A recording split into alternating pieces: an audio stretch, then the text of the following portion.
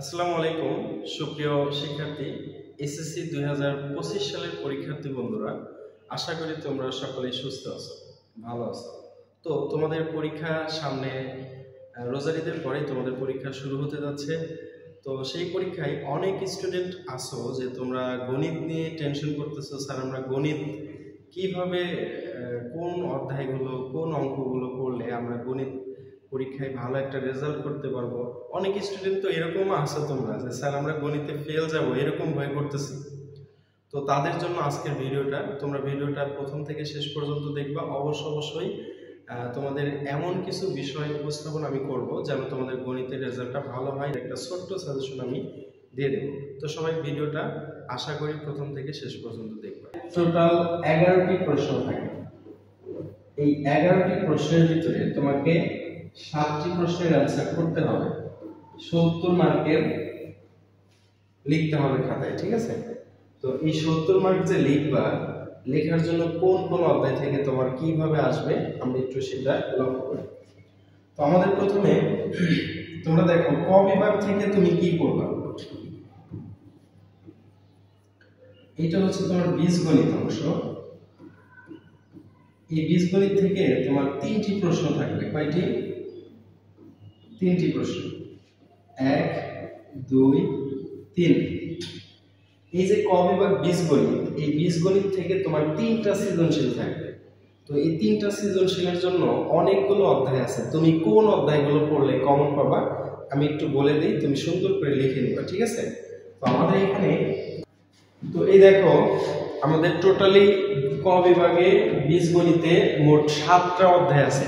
তো এই 7টা অধ্যায় থেকে কিন্তু প্রশ্ন পরীক্ষাতে আসবে না। তো এখান থেকে ধরো 3টা সৃজনশীল আসবে, তুমি দিবা কয়টা? 2টা। এই 2টা দেওয়ার জন্য কোন অধ্যায়টা পড়লে ভালো হয়? শর্টকাট সাজেশন, ঠিক আছে? তো এই 7টা অধ্যায় পড়ার তোমার দরকার নাই। তোমরা কি করবা, তুমি সবগুলো অধ্যায় পড়লে ভালো, আমি কিন্তু এটা শর্টকাট সাজেশন দিছি, ঠিক আছে?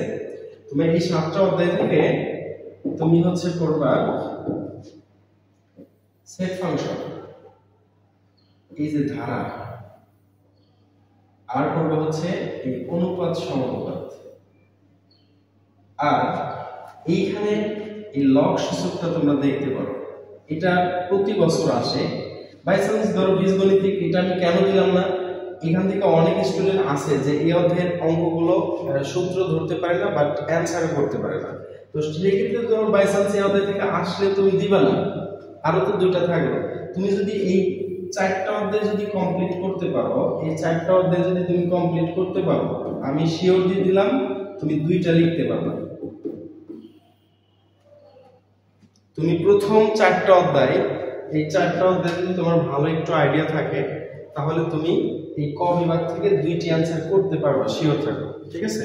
তো আমি এখানে ক বিভাগের জন্য যে অধ্যায়গুলো একটু লিখে দিলাম, তোমরা অবশ্যই এই অধ্যায়গুলোর ভিতর থেকে এই 4টা অধ্যায় ভালোভাবে আয়ত্ত করার চেষ্টা করবা। এই 4টার ভিতরে যদি বলো যে স্যার এই 4টার ভিতরে কোন 2টা বেশি ইম্পর্টেন্ট, এই 4টার ভিতরে তোমাকে করতে হবে সেট ফাংশন, এখান থেকে একটা দেবে।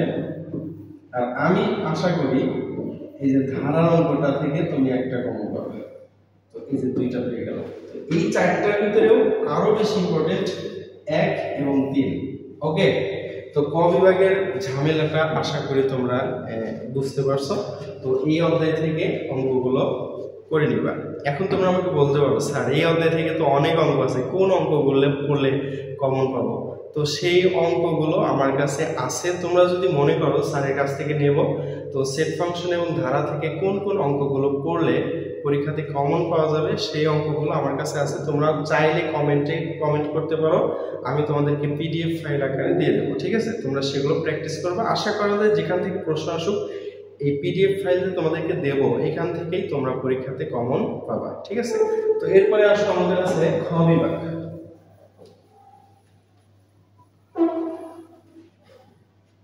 দেখো আমাদের খ বিভাগে এটা হচ্ছে জ্যামিতি। তো জ্যামিতি থেকেও 3টি প্রশ্ন আসবে। কয়টি? জ্যামিতি থেকে 3টি প্রশ্ন আসবে। দিবা কয়টা? 2টা দিতে হবে, 3টাই দিতে পারবো না, ঠিক আছে? তুমি 2টা দিতে হবে। তো সেই ক্ষেত্রে আমরা জ্যামিতি থেকে তিনটা কি করব আমরা এখানে এই তিনটা প্রশ্ন কোন আমাদের কয়টা অধ্যায় আছে এখান থেকে একটু দেখি। জ্যামিতির জন্য তোমাদের বইয়ে কয়টা অধ্যায় আছে সেগুলো একটু দেখো। ষষ্ঠ অধ্যায়, সপ্তম অধ্যায়, অষ্টম অধ্যায়, 14 অধ্যায় এবং 15 অধ্যায়। টোটাল কয়টা অধ্যায় আছে? 5টা। এখন এই 5টা অধ্যায়ের ভিতরে কোন অধ্যায়গুলো খুবই গুরুত্বপূর্ণ যেখান থেকে প্রশ্ন আসে, তো এখান থেকে তুমি কি করবা, এই ষষ্ঠ অধ্যায়, সপ্তম অধ্যায় এবং অষ্টম অধ্যায় এই তিনটা অধ্যায় ভালোভাবে পড়বা। এইখানে দেখো এটা এই দুইটা থেকে অবশ্যই আসার সম্ভাবনা এবার বেশি। তো তোমরা হচ্ছে কি করবা, এই ষষ্ঠ অধ্যায় এবং সপ্তম অধ্যায় এই দুইটা একটু ভালোভাবে পড়ার চেষ্টা করবা। ষষ্ঠ অধ্যায় থেকে এবার একটা উপপাদ্য আসার সম্ভাবনা খুবই বেশি এবং সপ্তম অধ্যায় থেকে জ্যামিতি অর্থাৎ সম্পাদ্য যেটা, সেই সম্পাদ্যটা তোমার সপ্তম অধ্যায় থেকে এবার আসবে। তো কেউ যদি জ্যামিতির 6, 7, 8 এই তিনটা অধ্যায় যদি ক্লিয়ার করতে পারো জ্যামিতি থেকে, আশা করি তুমি তিনটার ভিতরে দুইটা লিখতে পারবা। তুমি টোটাল সম্পাদ্য কয়টা মুখস্থ করবা, তুমি টোটাল উপপাদ্য কয়টা মুখস্থ করবা, তুমি কয়টা সম্পাদ্য আঁকাইলে পরীক্ষাতে কমন পাবা, সেই বিষয়গুলো তো তোমাকে বুঝতে হবে, তাই না? সেই বিষয়গুলো তোমাকে জানতে হবে, তা না হলে তো তুমি অগোছানো প্রস্তুতি হবে না। তো এইবার এসএসসি পরীক্ষাতে জ্যামিতি থেকে কি ধরনের সম্পাদ্য আসতে পারে তার উপরে তোমাদের জ্যামিতির একটা সুন্দর ভিডিও দেব, যেখানে সম্পাদ্য এবং উপপাদ্য টোটালি থাকবে এবং সেই ক্লাস থেকে তোমাদের আশা করি জ্যামিতির প্যারাটা শেষ হয়ে যাবে। ঠিক আছে? তো জ্যামিতি থেকে তোমরা এই তিনটা অধ্যায় ভালোভাবে করবা, এটা শর্টকাট সাজেশন, এখান থেকে অবশ্যই এই তিনটা পড়লে তোমার জ্যামিতি ক্লিয়ার। ওকে, এরপরে আসো গ বিভাগ। এই গ বিভাগটা হচ্ছে ত্রিকোণমিতি এবং পরিমিতি। এখান থেকে কয়টা প্রশ্ন থাকবে? 3টা প্রশ্ন থাকবে। তো 3টা প্রশ্নের জন্য 3টা অধ্যায়। কয়টা অধ্যায়? 3টা। তো তোমরা একটু দেখো, 1 নম্বর প্রশ্নের জন্য 9 অধ্যায়, 2 নম্বর প্রশ্নের জন্য 10 অধ্যায়, 3 নম্বর প্রশ্নের জন্য 16 অধ্যায়। এই 3টা অধ্যায় থেকেই 3টা প্রশ্ন আসবে। তোমাকে এই 3টা অধ্যায়ে কোন 2টা অধ্যায় পড়লে আসলে তোমার কাছে সহজ হবে? তো আমি তোমাকে বলি, তুমি 10 অধ্যায়টা এখান থেকে ভালো মতো করবা। এইখানকার প্রশ্নগুলো খুবই সহজ। তুমি 5 থেকে 6টা সৃজনশীল করলে এনাফ করতে হবে না। ঠিক আছে? এরপরে তুমি নবম অধ্যায়ে যাও। নবম অধ্যায়ে ত্রিকোণমিতি। এই ত্রিকোণমিতির বেসিকটা তোমাকে ভালো থাকতে হবে, তাহলে তুমি এখান থেকে অ্যান্সার করতে পারবা।